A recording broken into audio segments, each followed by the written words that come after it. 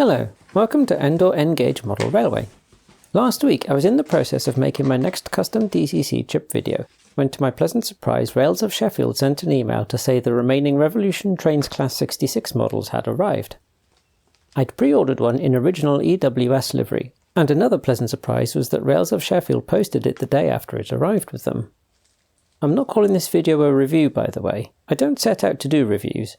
It's just an overview of the aspects of the model that I find interesting, rather than trying to cover everything that might be of use to anyone and everyone. As always, I scan the instructions before doing anything else with a new loco, and as usual, it's advised to run it in. My Revolution Trains Class 59 had performed flawlessly out of the box, so I had high expectations. The running didn't get off to an immediately great start, but to be fair, it had been a while since I'd last cleaned the track. Usually I do that immediately before running in a new locomotive. The track didn't seem particularly dirty, but after a clean there wasn't any more stalling from the 66.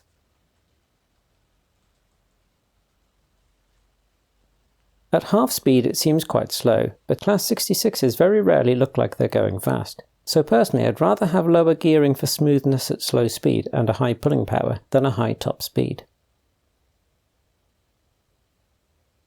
In reverse, this model ran perfectly straight out of the box, but going forward it was lurching slightly. The sound of the lurching was more obvious than the movement, but I could see it.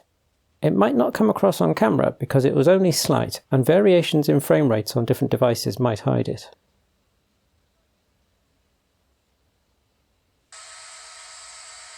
After completing its running in, I forgot to look out for the lurching, but I didn't notice any more of it, so if it's still happening, it's too imperceptible to matter.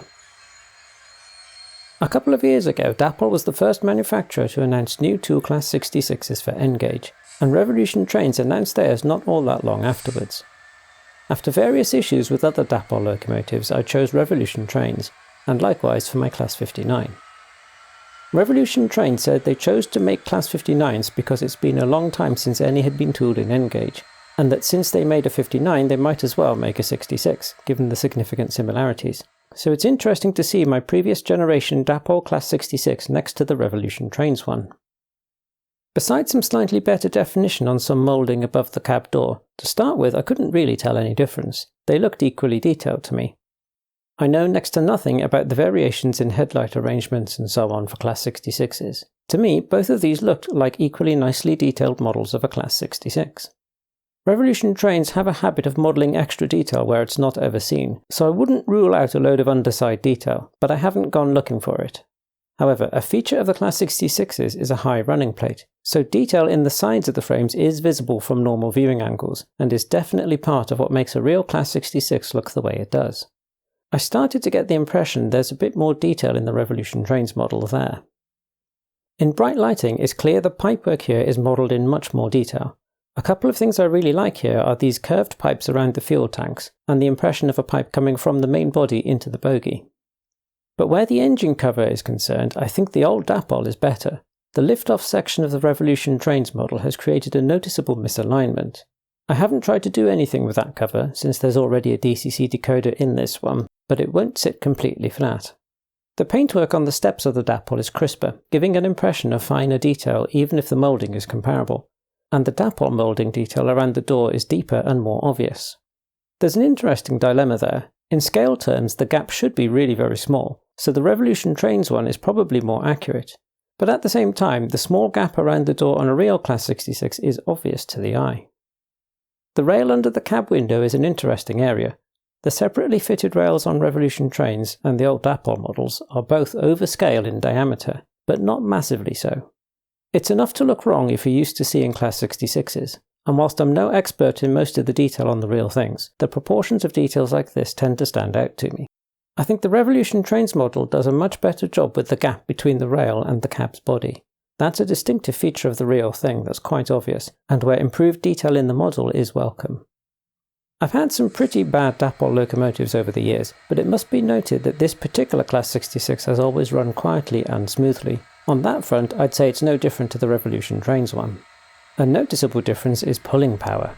Both can pull this rake of EWS HTA wagons without any trouble, but the Dapol can't pull the much heavier JAJ rake. Since the Revolution Trains Class 59 pulls it easily, it's no surprise the S66 also has no trouble with it. Another noticeable difference is the level of documentation. I haven't read through most of the manual, but there's what looks like a comprehensive parts list, which is good to have just in case something needs replacing. I can't remember the prices, but when I placed my pre-order I think the Revolution Trains option was actually slightly less expensive than the new Dapol option, but they were essentially the same price. I don't have one of the new Dapol examples, but I assume they're at least as detailed and performant as the previous generation. I was very surprised that Graham Farish recently announced another batch of their old tool Class 66s, given that 2 other manufacturers have only just released models with brand new tooling. The old Farish models don't come with a sound fitted option, so they're not competing with that slice of the market. But for those who don't want sound, that means there are now 3 manufacturers offering Class 66s. Since I've got a Graham Farish Class 66, I thought I'd line that up and see how it compares. This is pre-owned, I don't know how old it is, but I think its detail holds up pretty well. There are fewer separately fitted parts and some of the moulded detail is less crisp, but it's not to an extent that I noticed until looking at the photos I took. In the case of the handrails beside the cab door, I think the Graham Farish model actually looks better. The excellently painted moulded detail gives the impression of a handrail that's much more to scale than the separately fitted ones on the Revolution Trains model. Looking at a real Class 66, you can see they're not very wide and don't stick out very far from the body at all. As with the Dapol, the finer painting on the steps of the Graham Farish model makes them look more realistic. I couldn't remember if the Graham Farish model could pull the JHA rake, so I gave it a go and it didn't seem to have any trouble with it. There is, though, one big problem I have with the Revolution Trains EWS Class 66. Its colour. The difference in livery representation compared with the Dapol is obvious, and whilst I don't have a Graham Farish Class 66 in this livery, these HTA wagons are by Graham Farish. As you can see, the Dapol and Farish representations are the same. In all fairness, if you do a search for images or videos of EWS Class 66s, you'll find examples that match both of these livery representations. It seems to be a livery that can appear very different in different situations or with different camera technology. Weathering might also be a factor. Nevertheless, the brighter version is not what I think an EWS Class 66 should look like, based on ones I've seen myself and those I've seen in the likes of Rail magazine over many years, so it's a bit disappointing. It should be noted that whilst the difference in liveries on these models is very obvious, my phone camera is making the Revolution Trains one look brighter than it looks to the eye. And of course, the device you're watching it on will have an impact, and whatever YouTube video compression decides to do. On that note, earlier this week I found out that YouTube has enabled a feature called Let YouTube Enhance Visual Quality. I disabled that pronto for this channel, but I don't know when it got enabled in the first place. The vidIQ video that alerted me to this showed that it does a lot more than just increase video resolution. It also seems to make what are essentially editorial decisions about look and feel, like colour balance. Let me be clear about my opinion on this so-called enhancement. Extra resolution and detail means YouTube adding fictional detail to videos. If that detail wasn't in the original upload, it's not available. So be careful about using enhanced resolution when viewing people's videos, especially if they're showing detail in railway model reviews. You don't want to be seeing fictional details made by AI. So, back to the main topic, hopefully without any vandalism by YouTube. This is the only video or image I've taken myself of a locomotive in EWS colours, at least where the livery is clearly visible. And here's the EWS livery photo from the Wikipedia article about the Class 66. I've decided this doesn't constitute grounds for sending the model back. I don't think it's actually faulty, it just looks like there was a decision to be made and it happens not to have gone the way I'd prefer. If I knew it would look like this, I would probably have waited to see what the Dapol one looks like. It seems they haven't released a decorated sample of their new one yet. I expect I did look at images of decorated Revolution Train samples, but you never really know what the colours will be like until you've got an example physically in front of you. I do still like it, but maybe I'll keep its mileage low with a view to selling it in the future if the Dapol version turns out to run well and have a colour representation I prefer.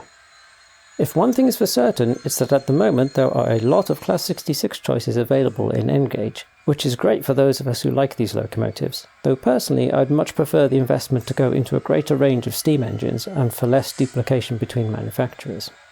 I also think the prices are good for these 66s.